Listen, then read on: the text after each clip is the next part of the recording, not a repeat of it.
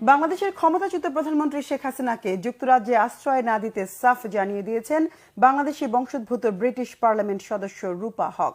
শেখ হাসিনাকে স্বৈরাচারী ও রক্তপিপাসু উল্লেখ করে রূপা হক পরিষ্কার জানিয়ে দেন, যার বিরুদ্ধে আন্তর্জাতিক অপরাধ আদালতে বিচারের দাবি রয়েছে তাকে ব্রিটিশ সরকারের আশ্রয় দেয়া ঠিক হবে না। ব্রিটিশ এমপির এমন কঠোর অবস্থানের কারণে যুক্তরাজ্যে শেখ হাসিনার আশ্রয় পাওয়ার আশা একেবারে কমে এসেছে বলে মনে করছেন বিশ্লেষকরা। তাহলে কোথায় যাবেন শেখ হাসিনা? এখনো ভারতে থাকা সাবেক এই প্রধানমন্ত্রীকে কি আদৌ কোনো দেশ আশ্রয় দেবে, তা এখন একটি বড় প্রশ্ন।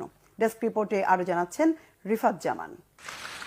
খারাপ সময় আর খারাপ খবর কেবলই দীর্ঘ হচ্ছে বাংলাদেশে ক্ষমতাচ্যুত প্রধানমন্ত্রী শেখ হাসিনা ও তার মিত্র মোদী সরকারের জন্য। ভারতের জন্য গলার কাটা হয়ে ওঠা শেখ হাসিনার রাজনৈতিক আশ্রয়ের খোঁজে যখন মরিয়া ভারত, তখন শেখ হাসিনাকে স্বৈরাচারী উল্লেখ করে তাকে যুক্তরাজ্যে আশ্রয় দেয়া ঠিক হবে না বলে সাফ জানিয়ে দিলেন বাংলাদেশি বংশোদ্ভূত ব্রিটিশ পার্লামেন্ট সদস্য রূপা হক। যুক্তরাজ্যের ক্ষমতাসীন লেবার পার্টির এই সদস্য শেখ হাসিনার আমলকে রক্তপিপাসু ও চরম অজনপ্রিয় উল্লেখ করে বলেন, যার বিরুদ্ধে আন্তর্জাতিক অপরাধ আদালতে বিচারের দাবি রয়েছে তাকে আশ্রয় দেয়া সমীচীন হবে না।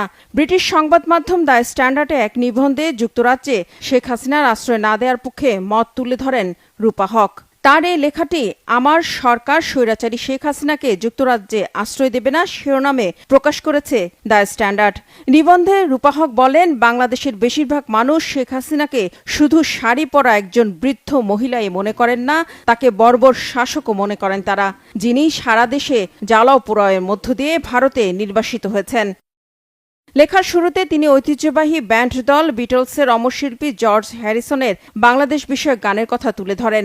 রূপা হক লিখেছেন, বাংলাদেশ কতটা বিশৃঙ্খল ছিল তা নিয়ে গেয়েছিলেন জর্জ হ্যারিসন। গেল কয়েক সপ্তাহে তিনি আবার সঠিক প্রমাণিত হলেন। রূপা হক বলেন, সাদ্দাম হোসেনের ক্ষমতাচ্যুতির মতো ঘটনার প্রতিফলন দেখা গেছে এবারের আন্দোলনের পরেও জাতির পিতা ভাস্কর্য গুড়িয়ে দেওয়ার মধ্য দিয়ে।